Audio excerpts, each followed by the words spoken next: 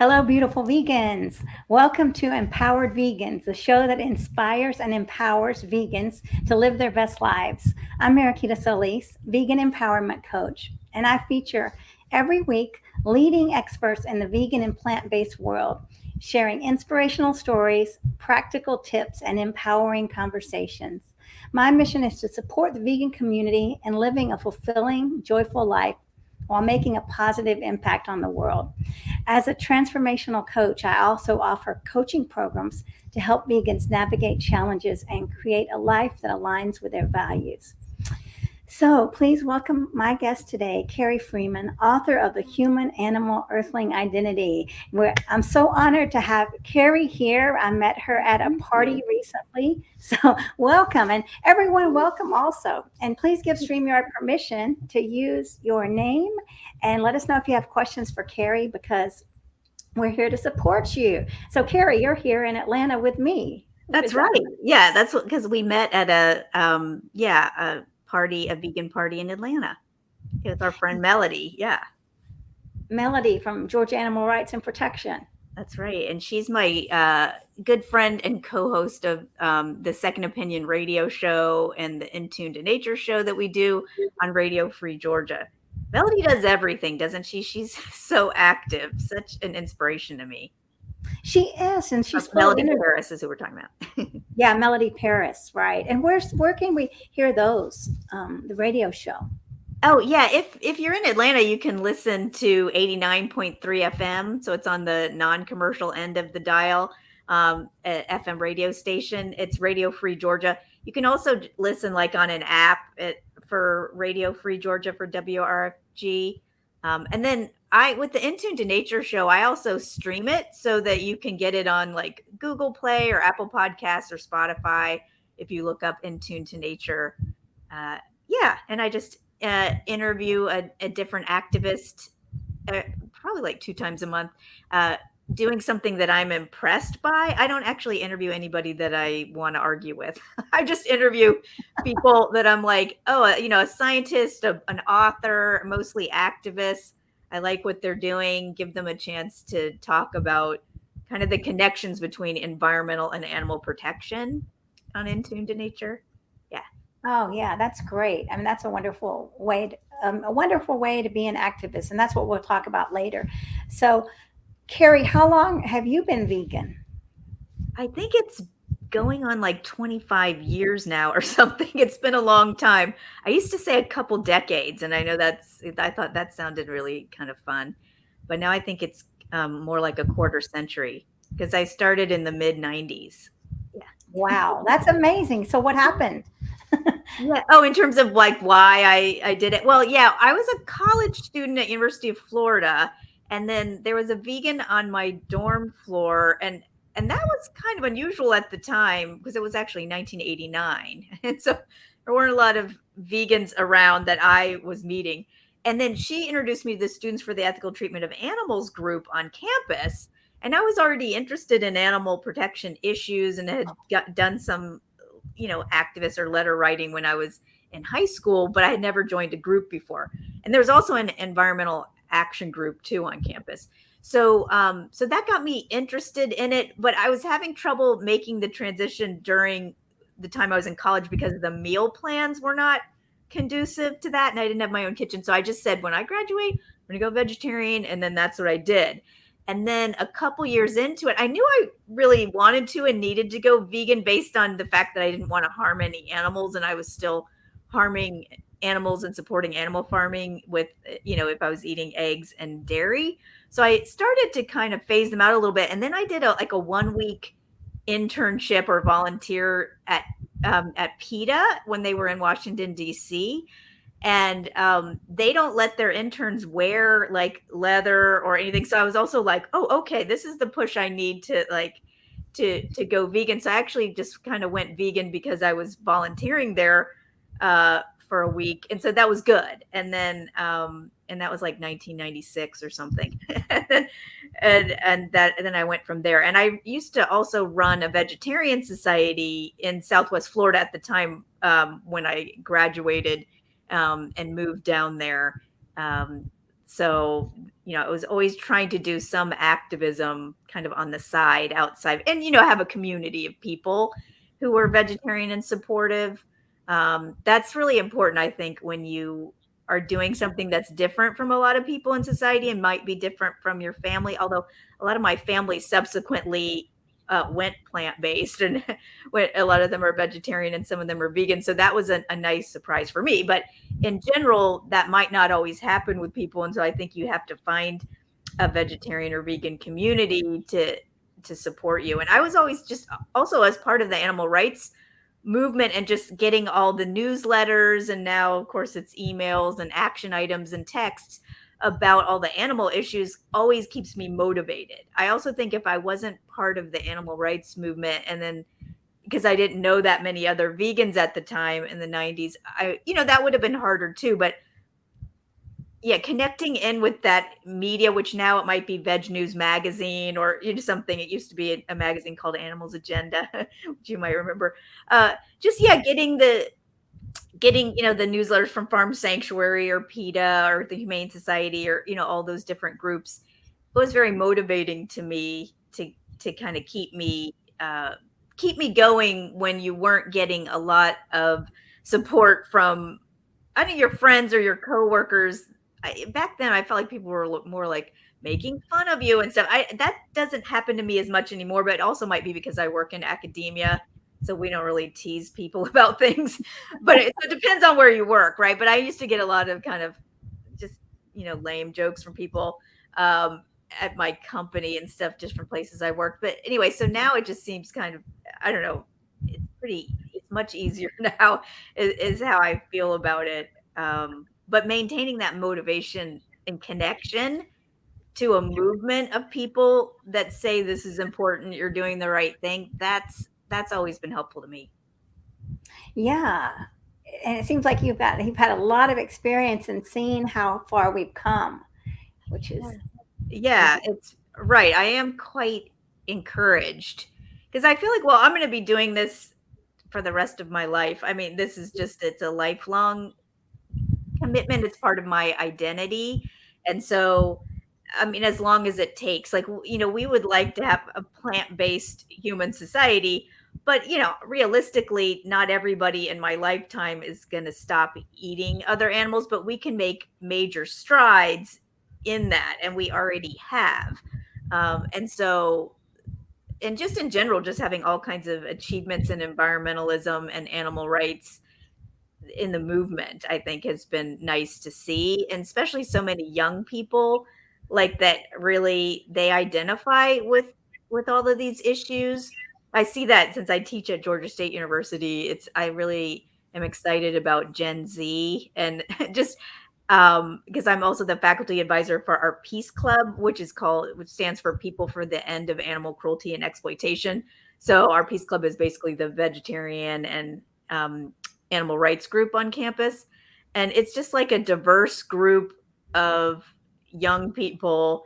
And, they care about our logo has like an avocado on it, a cow, an earth, and like a solidarity fist, just representing the fact that it's all these issues together that we care about, that the students just don't have like a singular focus on just one issue.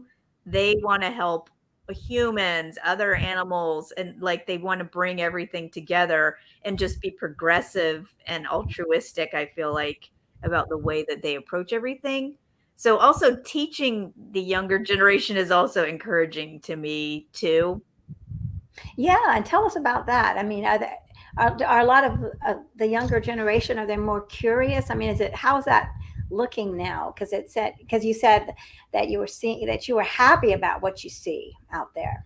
Yeah, I feel like over the years that I've been, because I guess I've been teaching now over 15 years, and I do feel like it's more, the students are more receptive, and they know that I'm vegan, and so obviously they're not all vegan or whatever, but it's not like people are kind of making fun of me about it, or they're more like curious, or when I introduce animal issues in, just like I introduce human issues. Now, human issues tend to be the basis of I'm teaching communication. The basis of a lot of our classes are social justice issues and the media representation, and is it fair to various human groups and all of these things. But I also will bring in, wildlife and other animals as stakeholders and claimants that we need to be concerned about. And everyone's like, yeah, I mean, so they seem to know that this is something, an extension of our concern for human life is non-human life as well. And so that seems to be fairly natural. Even if some of it is a new concept for people, they don't, I at least here in Atlanta at Georgia State in downtown Atlanta, with a very diverse, racially diverse group of students, they are really open to, especially, and progressive in terms of their concern for things being fair and being kind. And so that is really encouraging to me. Now, I know that would vary depending on where I taught, so because I'm not teaching in a place where most people are dependent on agriculture, for example, where that might be a harder, if they hear I'm vegan, they might say, oh, well, my family farms animals, that, like that would be very different. And so I think it also depends kind of on where you live. And so in downtown and cities, I think people are more open to some of the animal rights messages, and especially the vegan message, at least when their family's livelihood isn't so attached to that, or a lot of them may not have grown up hunting or fishing or things like that. So I think that just kind of makes people maybe a little more open. Yeah, I think you're right, definitely. If whether like if you were in South Georgia where there's a lot Yeah. of the farming and yeah, it would be definitely be different, I think. Yeah. So what would you say to people that care about the environment but don't know about the ties to the food and our environment? What would you tell them? Because there's a lot of environmentalists that I talk to that don't understand, and I don't know how they can't. But would you say to them? Yeah, I really like to I talk about this a lot on the In Tune to Nature show, because it is an environmental show, but a lot of environmentalism, I operate in a lot of environmental um, studies and groups, like in academia. I'll go with the environmental communication divisions in different academic conferences. So that's the way I position my work. Like, instead of maybe going into the human rights realm, I tend to go the environmental studies realm and then bring the animal issues in that way. But it's not always 100% accepted, to your point, right? Like, that not everybody, like if you're talking about endangered animals, they're like, yes, okay. But if you're talking about farmed animals, or fishing, then some people might be like, oh, well, I want sustainable fishing or some kind of free range farming or something like that. But I think in that case, there's times where people are thinking, well, one of the things I like to bring in, this is kind of like philosophically a little complicated, but that animal rights is a connection between environmentalism and human rights. Like, it's a necessary connection between those things, because environmentalists oftentimes, they privilege humans, even though we're a pretty destructive species, that maybe we shouldn't be privileged, really. And they privilege endangered non-humans. But then if you're an endangered animal, or if you're a non-endangered animal like a deer or squirrels or rats, or then um, or chickens, or anybody, they don't really care about you. Like, you don't fit in. So they're not giving individual rights to most animals, only the human animal, or only endangered. And that doesn't really make sense to do it that way. Like, at least if you're going to privilege individual human rights, you need to privilege individual animal rights for all sentient animals.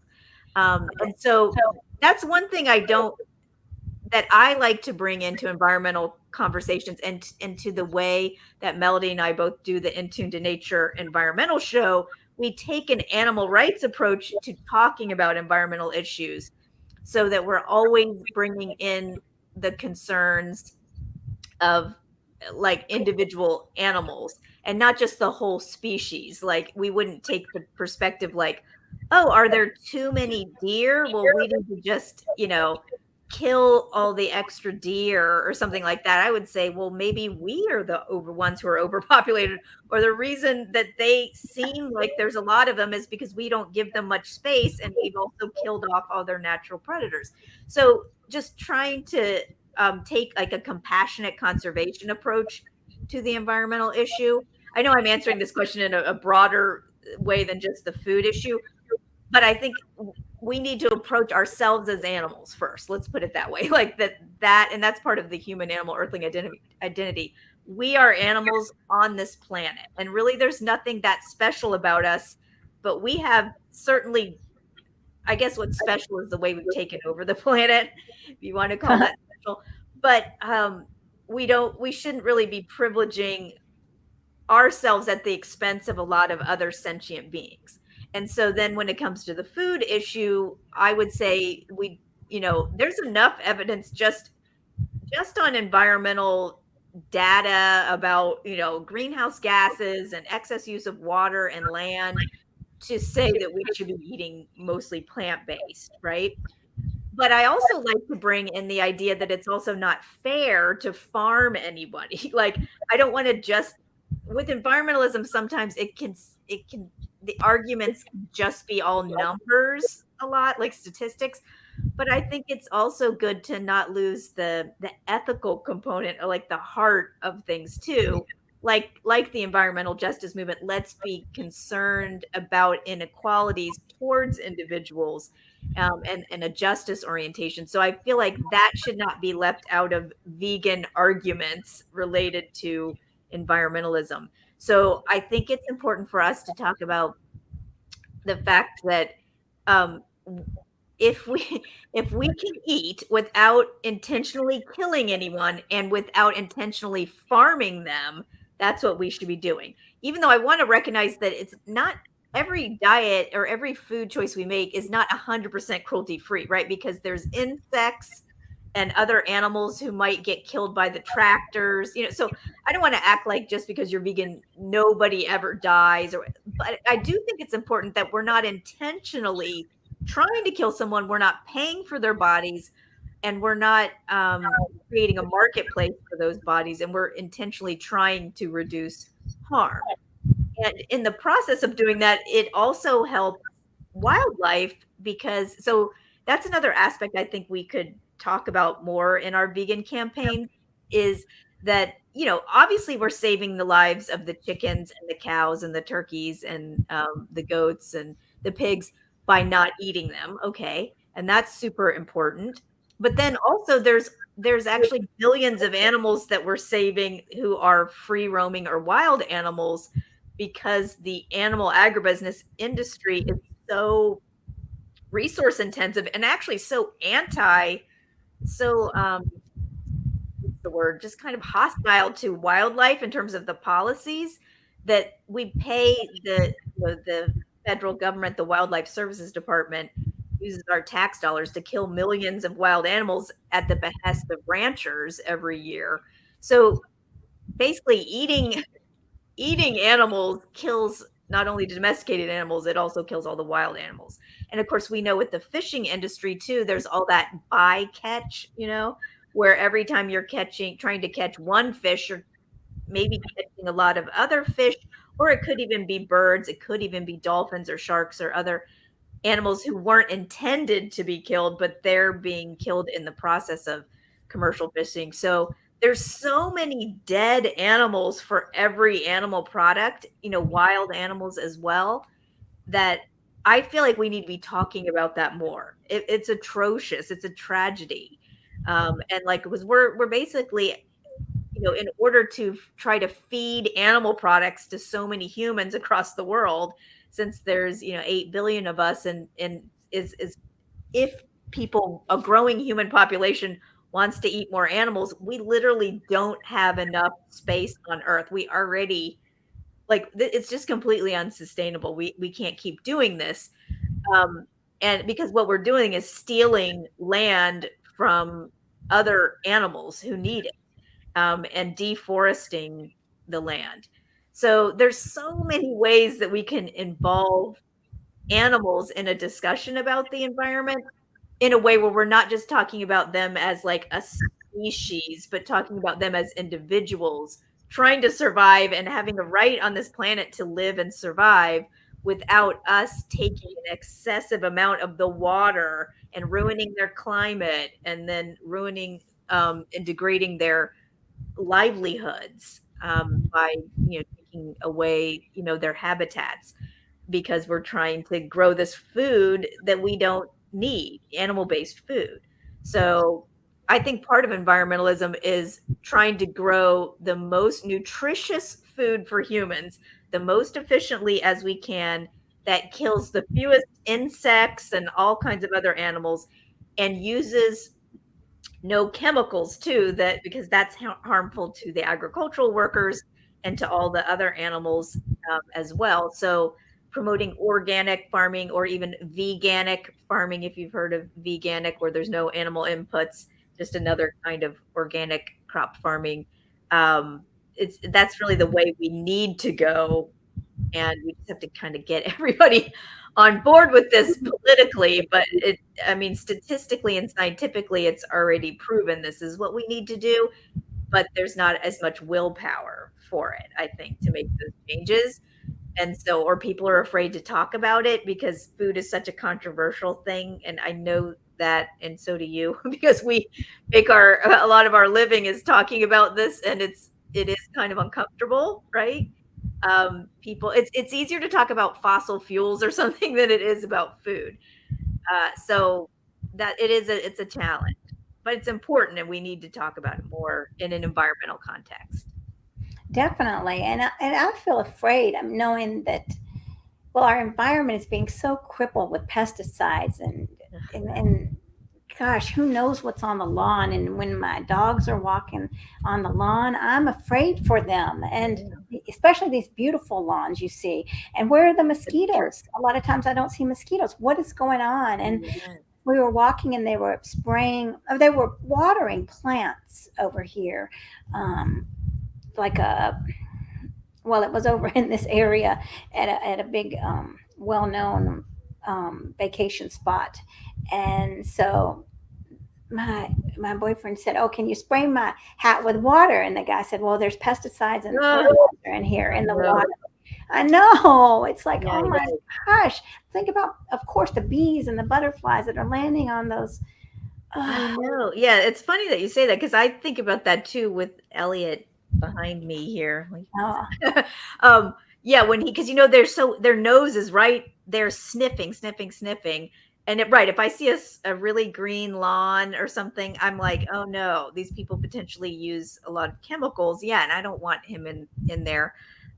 So you do see a lot of people posting in their yards like save the pollinators or like don't spray for mosquitoes, and I love to see that. Or even using their yard, you'll see like some Audubon certification, like in terms of a wildlife habitat in their yard.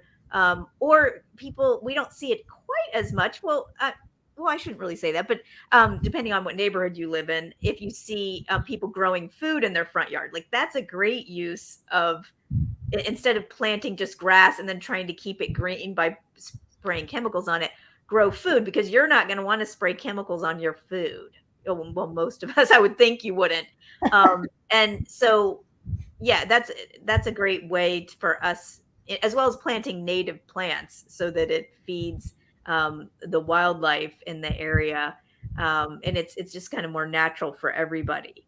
So yeah, animal agribusiness and just agriculture in general is responsible for a lot of insecticides and chemicals in our world that get into our water and that cause all kinds of fish kills, like in the Gulf of Mexico and other areas. So, I mean, all aspects of our food system end up touching our lives too, because they also, as we talked about, they pollute water, they use lots of water, especially in like the dairy industry, and a lot of these animal agribusiness ends up using a lot of water because they're using all this water to grow all these crops that then they feed the animals, and then they have to kind of water the animals and clean up after them. And in the slaughtering process, it just uses an excessive amount of water. And that's part of the reason, if people don't understand, well, why is it so inefficient to grow animals?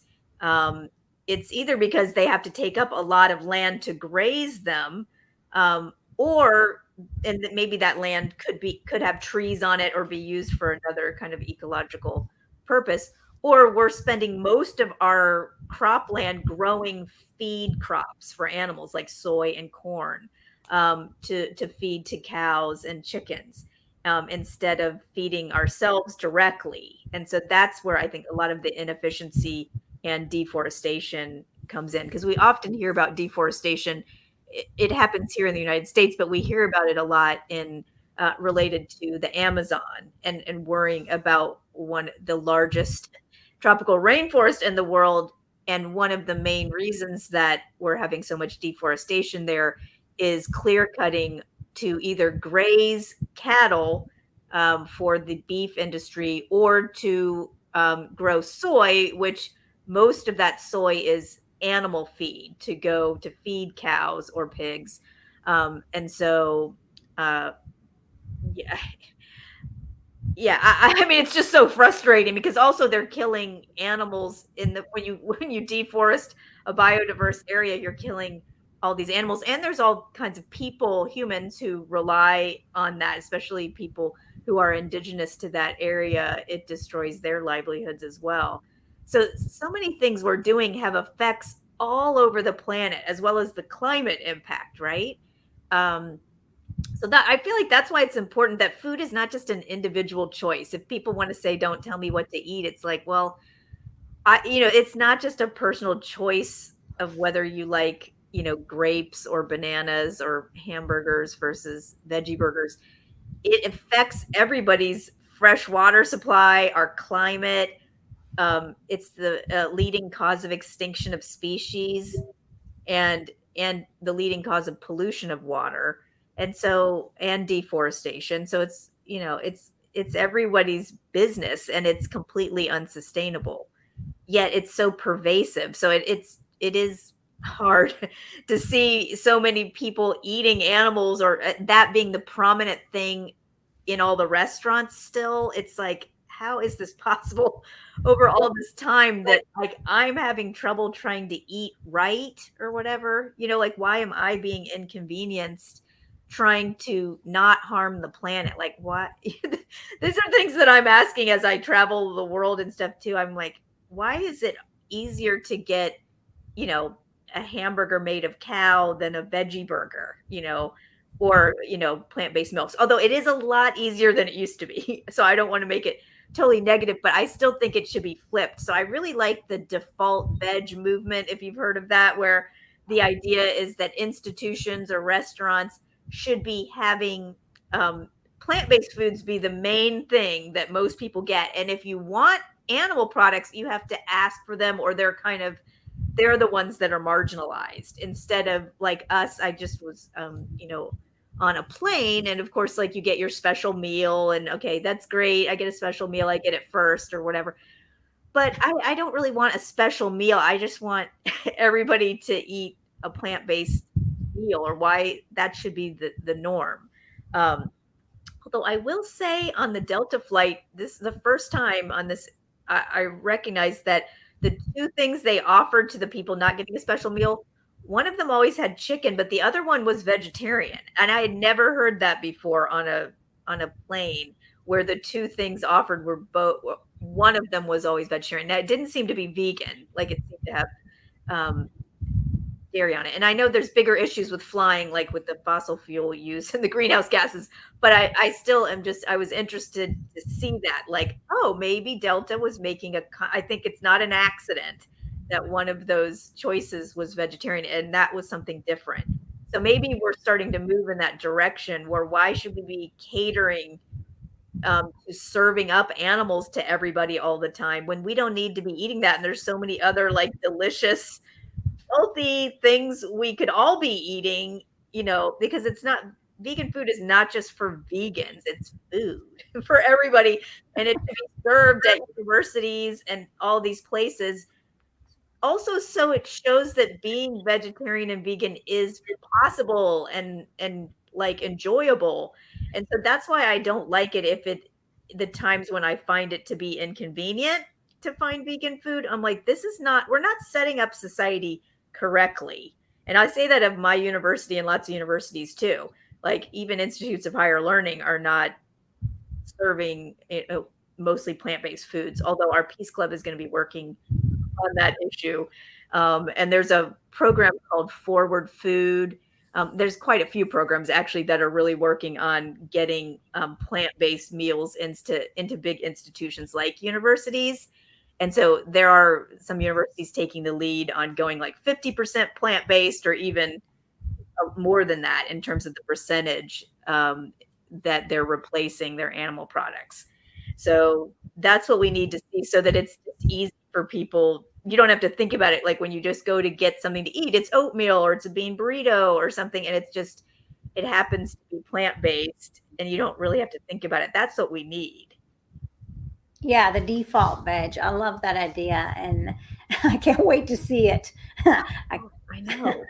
Yeah, well, for environmental reasons and potentially public health reasons, I think that it becomes a palatable argument to make to leaders of institutions, especially the greenhouse gases argument about the climate, but you can also make it about water use and biodiversity loss. That there's other environmental issues too, and because of the pandemic and zoonotic diseases, I also think there's a public health aspect to reducing our use of animals for farming, because it's also another way to transmit, diseases, as well as public health in terms of just plant-based being typically better in terms of disease prevention, right? So there's so many issues, and then a lot of us are motivated by the kindness, compassionate justice aspect of not farming anybody and not holding them hostage to eat them when we have other food we could be eating. Yeah, and I love the way you say that, calling. I mean, because we don't usually say anybody, and they are, right? Yeah, like I like this. All right, I do like to play around with words and say like it's not fair to farm someone or it's not fair to farm anyone, because it does kind of stop people a little bit, and they're like, wait, who are we farming? What are you talking? And then it's like, oh, okay, cows and stuff, but all right. So yeah, because I also say that too, because in some ways I think it's important for us not to demonize meat per se, and that's because there are some animals in the world who have to eat other animals, right? And so it's not that it's terrible if you have to consume another animal's body to survive. I mean, I'd like it if we lived in a completely peaceful world where there was no such thing as predation. That would make everything really simple, like some kind of Garden of Eden. But because nature is not like that, the concept, I don't want to say we're better, like because I'm a vegan human, I'm better than a lion or a cat or a wolf or somebody. It's not that. It's about not like reducing harm to the most extent you can. And obviously we as primates, we really also aren't carnivorous animals. We can be herbivorous or omnivorous, whichever way, but we don't need to be eating other animals. But anyway, but one thing you don't find in nature is other like carnivorous or omnivorous animals farming other animals, like just holding them hostage or breeding them so that they can and holding on to them. There's this little bit of fairness about like capturing or hunting that we take out of the equation when we farm anybody, when we just breed them and just use them. And so that to me is where the farming is off the table for me as an option of that being ethical in any way, even though I can understand that sometimes hunting for subsistence, if you have no other way of surviving, that puts you in kind of an ecological frame that makes more sense. I also think that message is maybe a little more palatable too, because it adds a little flexibility to the vegan argument, knowing that not if you want to talk in a global sense, not everybody has that same access as we're lucky to have in the United States, especially here in Atlanta, to so much diversity of plant-based food. And I don't just mean vegan products. I just mean even like beans and lentils and all kinds of produce and so much healthy food. that if some people who might live, in northern parts of Canada or on small islands or something like that, they may not have access, to grocery stores and everything. So yeah, so the vegan movement isn't really pushing at those people right now, but I do think, so if some people needed to hunt or fish because they have no way, that's the main way they have to support themselves, and they're not selling those bodies in the marketplace, ethically, that kind of is a normal way for an animal to operate in terms of a livelihood. But for the large majority of us, since most of us live in cities, like the hunting, that's not something we need to be doing, and we don't need to be farming anybody. So, yeah, it's a changing our mindset there related to these things. Yes, amen to that. We don't. I mean, that's a whole different situation. If someone's on a remote place and they, yeah, I that's like to, I different. know Now, I'm going kind of too deep on some of these things, but I think in my books and stuff, I like to go to the extremes of the arguments too, to just kind of understand where the boundaries are. And that's where I really get at the farming being the animal farming being the worst thing, not just fishing and hunting, even though I'm not fishing and hunting.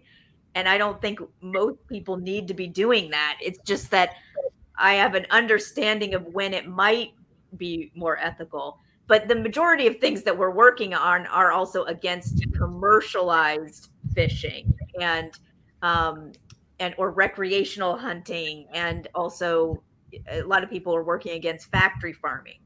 And certainly that's one place where you can get a lot of alliances between the human rights movement and the animal rights movement, and the environmental movement is against factory farming of animals, because there's really no benefits to it, and it's just atrocious to the humans involved, to the environment, and obviously the animals, domesticated and wild animals.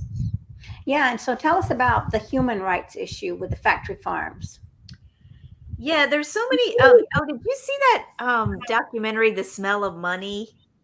Oh, it recently came out. But I anyway, did. that's a good one. It's a new one that people can check out. That where this woman in North Carolina was looking at how the pig farms that are really so prominent in North Carolina, that often get put in majority Black neighborhoods, are affecting all the Black residents and literally killing them. And it's also disgusting because there's all this feces and that literally being sprayed in the air. It's just gross. So you've got the people who live around factory farms who, that's disgusting and dangerous to their health. And the water supply gets all polluted. And the people who end up having to work there, because it's not really a career option that a lot of us want. We're not like, oh, I want to grow up and work in a slaughterhouse, or I want to work on a factory farm and is disgusting. This is something that people do when they don't have many options. And it may be because they've immigrated here and they don't speak the language, or different things. And so, but then they're easily exploited because they're vulnerable workers, by the animal agribusiness industry, which is quite also a dangerous place to work, apparently, too, with a lot of because of all the repetitive motions and the knives and the different things they're using. So, and just imagine just how awful it would be to just constantly be killing so many animals every minute, or ripping apart their bodies as your job. I mean, that's also just not mentally what humans were ever designed to do. Even if we did, kill an animal from time to time, which most primates actually historically don't do. No animal just constantly murder. So the concept of slaughterhouse is psychologically, it's like psychopathic. And so to put any human in that situation is just mean. It just is. I can't even imagine being put in that situation of having to work there. So I think that's one of really the biggest issue I see, is just the workers and the people who live around there. And a lot of times they're people of color who are disadvantaged and harmed, by animal agribusiness. It's very, very sad. Yes, it breaks my heart for those people. Yeah. Carrie. Yeah. And so tell us about your book, The Human Animal Earthling Oh, yeah. Identity. Yeah, I love how pretty the cover is. It is Actually, this pretty. person looks kind of like my mom. But yeah, it's with UGA Press.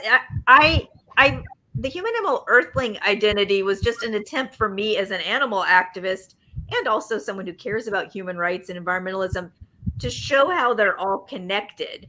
But and to be thinking about it in terms of values. So I was looking at lots of campaigns from all kinds of human rights groups like CARE and Human Rights Watch and Amnesty, and then environmental groups like Greenpeace and the Nature Conservancy or 350.org or Oceana, and then animal groups like PETA and Animal Equality and International Fund for Animal Welfare and WWF and groups like that and Sea Shepherd. And I looked at all their campaigns and I was, oh, like I see a tail. um, I was looking at their campaigns and I'm trying to see, okay, what do they say is, are is good? Like what do they value and what are they motivated by? What do they think we care about? And then I was basically merging all of those things to see, well, where is there overlap between what the human rights movement campaigns and the environmental campaigns and the animal campaigns all care about and who they're talking about.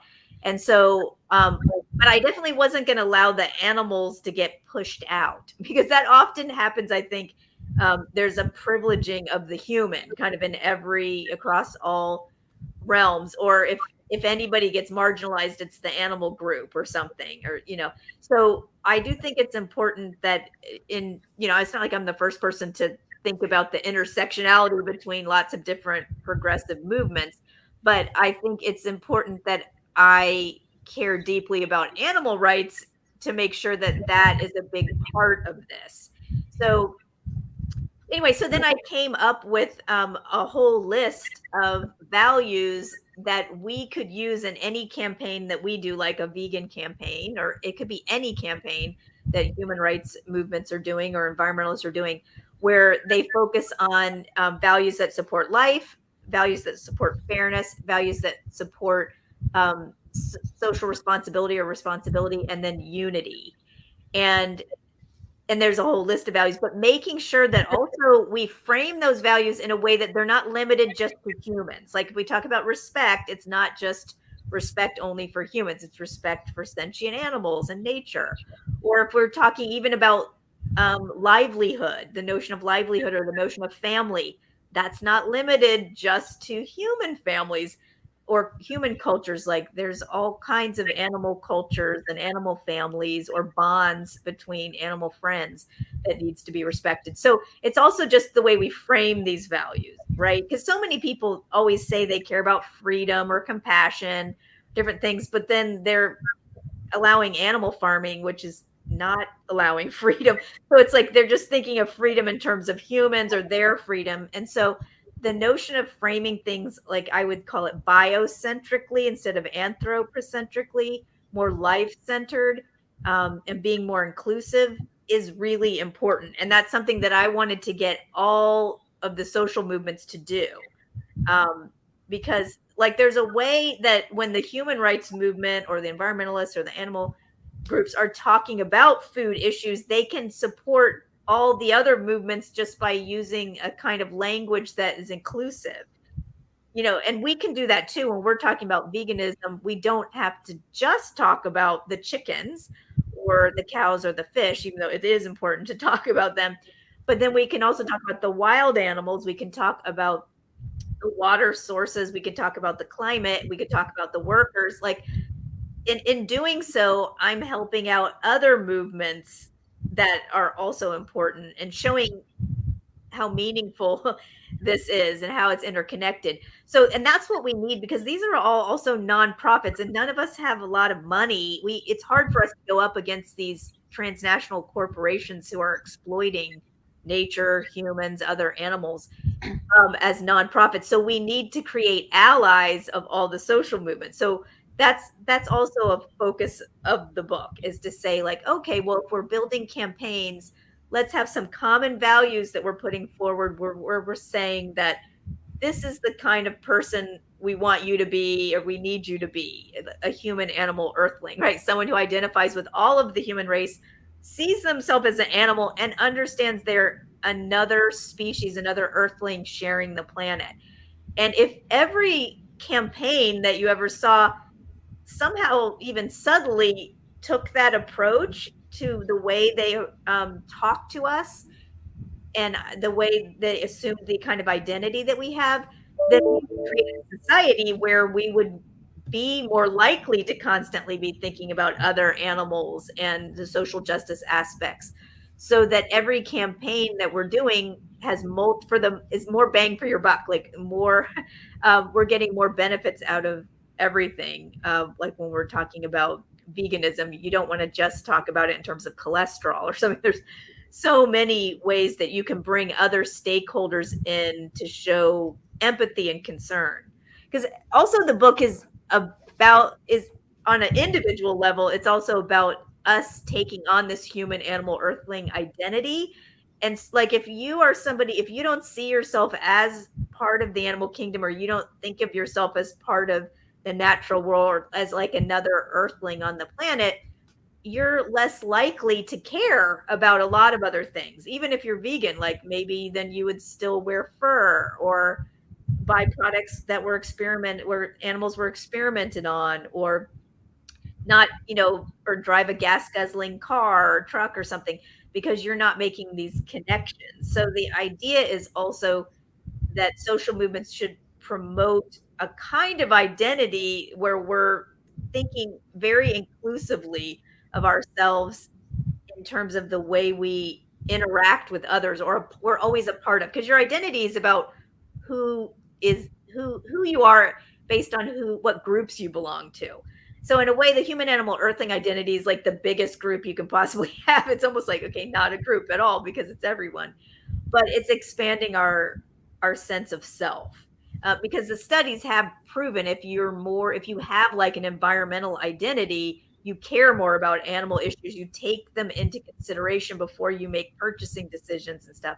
So yeah, I always like to take the ethical aspect to everything. I like arguments that where we're making persuasive appeals, where we're trying to get people to kind of be the best version of themselves, the kind of person they want to be. And so that's why I don't talk about veganism just in terms of like losing weight or your cholesterol, even though those benefits might happen. But the more important thing is that we're not harming anyone else, and we're trying to be nonviolent, and we're promoting biodiversity and wildlife, and we're being better for the creating a better climate, and not creating greenhouse gases, and all of these things, and not harming animals. This is the more important message to put out there, because the more we just appeal to people's pocketbooks or their personal interests, the more selfish we're just kind of saying, oh, we think you're selfish, and that's okay, just be selfish. Well, we don't need a world filled with a bunch of selfish people. Like, that's a big part of the problem, right? And we all have the ability to be we're social animals, right? Like, who depend on others. We have a community orientation naturally. And so I think we need to appeal to that, and then it'll help across all aspects of life. So to me, it also seems more efficient to take that approach, for nonprofits, to just, and not just try to be so strategic, where you're saying, oh, well, if I tell them they'll save money on their, like, on food or air conditioning or energy use. Well, okay, you can mention, some of those personal benefits to some environmental issue, or to, the vegan issue. But I think the more important thing to focus on is the collective well-being. How everyone's health is benefited, and how we all really need to do this, and that we're the kind of society that wants to do this, wants to do the right thing, wants to be fair and compassionate and nonviolent, and support everyone's health. And so that's really the message I'd like all of us as vegans, and all the social movements, to build into their persuasive appeals. Yeah, and you've really got me thinking a lot about the wildlife, which I don't think about. And their land has been taken, and so it's not just the factory farmed animals that are suffering. You're right, but these are great points. And I have some friends actually in the Unitarian Church, and so Reverend Jeff is working on going out and handing out vegan starter kits, while his wife is working on the social injustice issue of this. And so really there's so many aspects where we can work, but I love that you're pulling them all together in such a well-rounded way, that you're supporting this whole world. And when you support the world in this way, I mean, everyone is affected. Yes. So And also I think it helps too, because I think a lot of times I don't exactly know why, but sometimes there's that charge that, oh, if you care about animals or something, you have misguided, you just don't have the right priorities, and you don't care enough about humans, or even you hate humans, like just this idea that I think can be a little misguided. And so I think it's also important for us as animal activists to show that we understand that there's lots of kind of victims of these corporate policies, or some of them government policies and practices, and that we're aware of how everyone's impacted and we care about everyone, I think is an important message. Because sometimes when we're trying so hard to say, like, oh, nobody's talking about the chickens, so I want to tell you about the chickens, some people also see that as, well, don't you understand there's bigger issues in the chickens? So I will always say we should talk about the chickens. We totally should, but kind of also in context of a lot of other things, so that they're not left out, because usually, yeah, they are left out. But people understand that we're not just so single-minded as animal activists, that we are oblivious to human suffering, everything, because a lot of other people still kind of, rank human suffering as so much more important than the suffering of, other animals. I mean, I try not to create those kind of hierarchies and talk about it that way. So it's a difficult balancing act for us to show concern for human issues and environmental issues without privileging them above the animal issues. Like, I don't think we should talk about, like, if we're talking about the slaughterhouse workers, we don't want to also leave out the fact that all these, non-human animals and cows and chickens are being mass murdered in that building too. Like, if you leave that out of the discussion, that also seems like it doesn't matter at all that they're being killed. So it's important to acknowledge sentience and life in general, um, and just, it also shows the complexity of everything and how everything's so interconnected, and it gives you plenty of reasons to make good choices, right?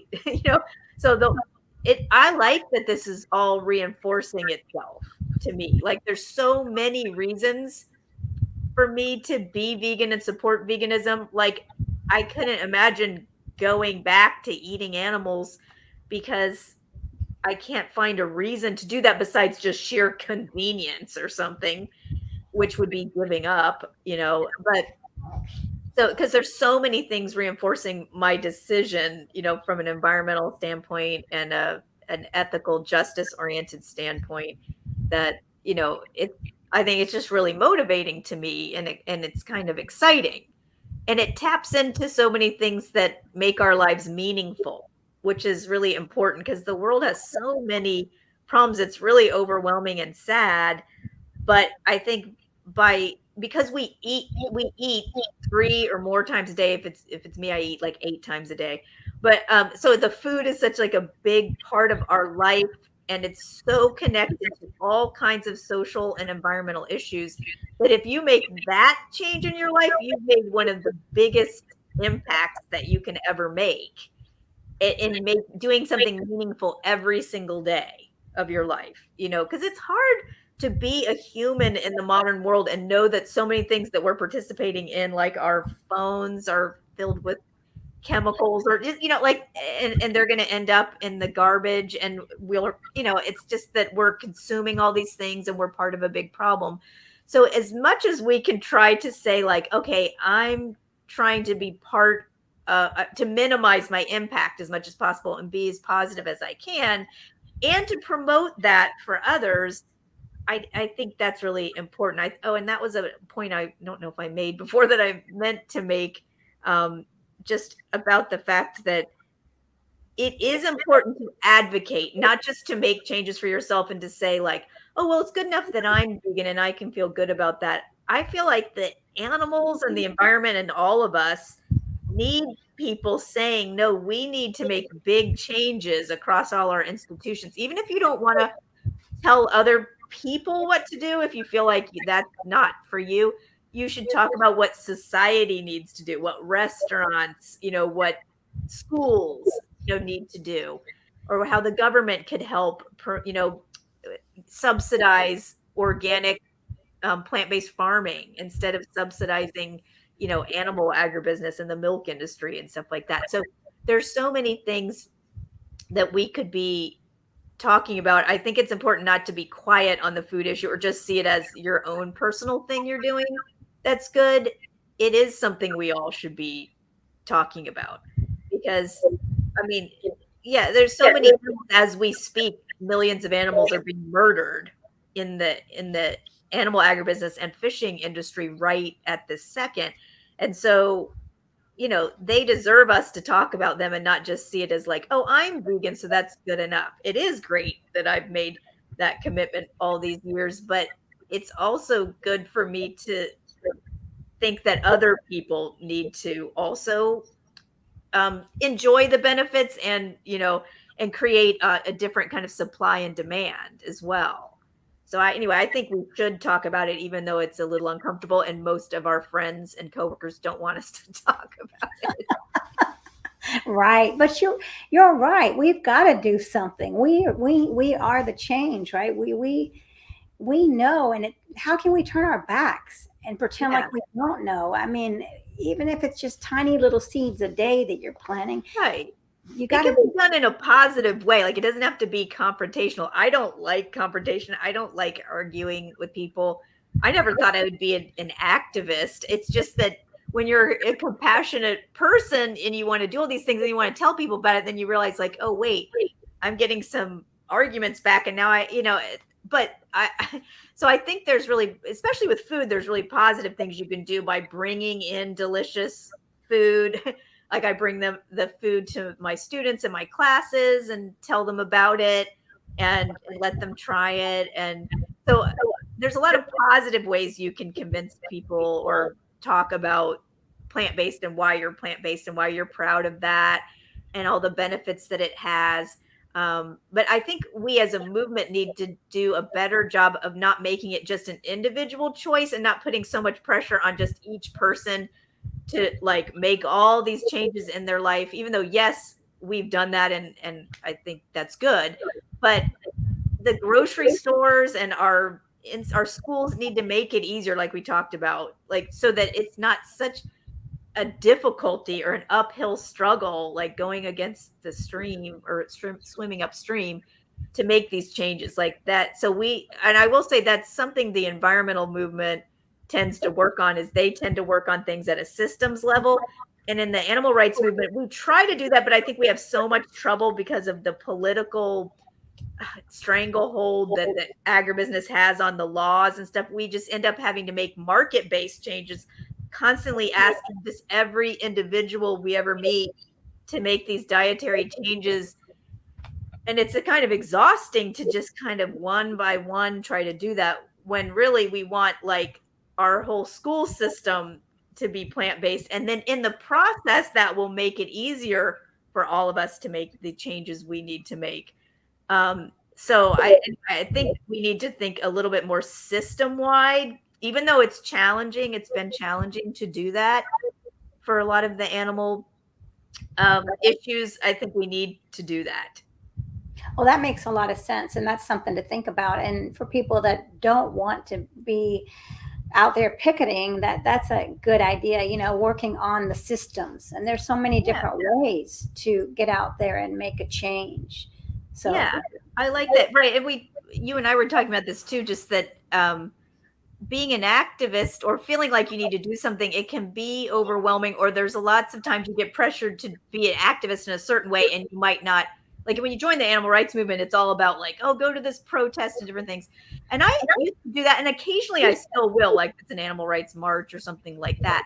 But that just doesn't fit a lot of my personality, and so the protests, and so I tend to do educational things like my podcast, that the In Tune to Nature podcast, that now it's been like almost 15 years that I've been doing this, and then also as a teacher, or I start groups usually on campuses, like an animal rights group on campuses or a vegetarian group, um, and I write books and things like that, and so that's what works for me. And for other people, they might be a great cook, and so they can do things, related to that, or they could do things as an artist. Or I think it's important for our mental health that we find a way to be persuasive and to be an activist that fits with our skills and our personality. Because otherwise, if you keep forcing yourself to do a certain kind of activism that is uncomfortable to you, you might just get burned out and then just leave the movement. And we don't want that. We want you to stay in, and just, there's all kinds of ways that you can help. And like so many things we need to do, even at a policy level, that people could be working on. And so anyway, there's a place really for everybody in the animal movement. And and also because the animal movement, if it's the human animal earthling movement, it's a movement for life, really. And there's also this, I don't know if you've heard of the One Health movement. Have you heard of that too? I just No. kind of came across this like a year or so ago, but it's more like in the public health field, and that's not my field. But I like the term One Health. Basically, it's the idea in the public health that you can't have public health without it also, the animals being healthy, the non-human animals, and the environment being healthy. And so there's a One Health movement that combines human, like usually nutrition and disease prevention, with environmentalism and animal welfare. Although the animal welfare component honestly often tends to be more like, I don't know, maybe getting the antibiotics out of the factory farms, or, so I don't think it's an animal rights. A lot of times that animal component is not as much animal rights as I think it should be. But I still like the idea of One Health, because I feel like ultimately the whole environmental movement is a health movement. Like it's about life, promoting life. Um, but we need to approach that in a way that's just not anthropocentric, where like the whole point of the environmental movement is not just to save humans, but it's to create like a whole biosphere that's healthy and thriving for all of us, since we're interdependent beings and we need each other. But we humans in the media that we consume kind of talk to ourselves about ourselves all the time, as if other animals are, I don't even know why some people think other animals exist. Are they just for entertainment or whatever? Like, we're so human centered that we're just, and we're so arrogant, really. And that kind of attitude is so kind of divorced from reality of us as a physical being on the planet, like who needs to be aware of lots of other animals. Yeah, like I'm aware of my dog back here cleaning himself. He's so super clean. I'm really impressed. Yeah, he's doing a good job. Oh Gosh. Well, this is wonderful, but I love what you're saying. It's really, really impactful, and I'm going to be thinking about this a lot tonight. And then of course, to bring this into my own activism, Carrie. So yeah, this is so yeah, impressed with. I had never until I met you met like a vegan empowerment coach. I'm like, this is brilliant idea. Thank you so much for helping people along their journey to kind of see all the benefits and realize the benefits of being vegan. Because I have to say, I'm like, being vegan to me, I'm so proud of it. Like I'm more proud of it than getting a PhD. Like, to me, the fact that I am committed to like not exploiting animals is a big part of my identity that I'm really proud of. And anyway, so I hope that like the work that you're doing with people helps them also kind of share that same pride, and yeah, and just kind of give to the world all the different ideas that people have of ways to, that to help animals, like, like what you're doing. So I really appreciate your coaching that you're doing.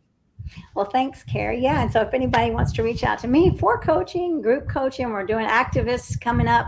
activist group coaching programs coming up soon. So it's really fun to get together and inspire each other. And so also hit subscribe if you're watching. And Carrie, so where can everybody reach you if they want to get in touch and find out more? And where can they get your books? Yeah. Well, I think probably I have a website, thehumananimalEarthlings.com, humananimalEarthlings.com. And I try to put some excerpts from my book and a lot of the findings and all the values there. So you can get a lot from the website. But otherwise, you can buy the book, kind of anywhere.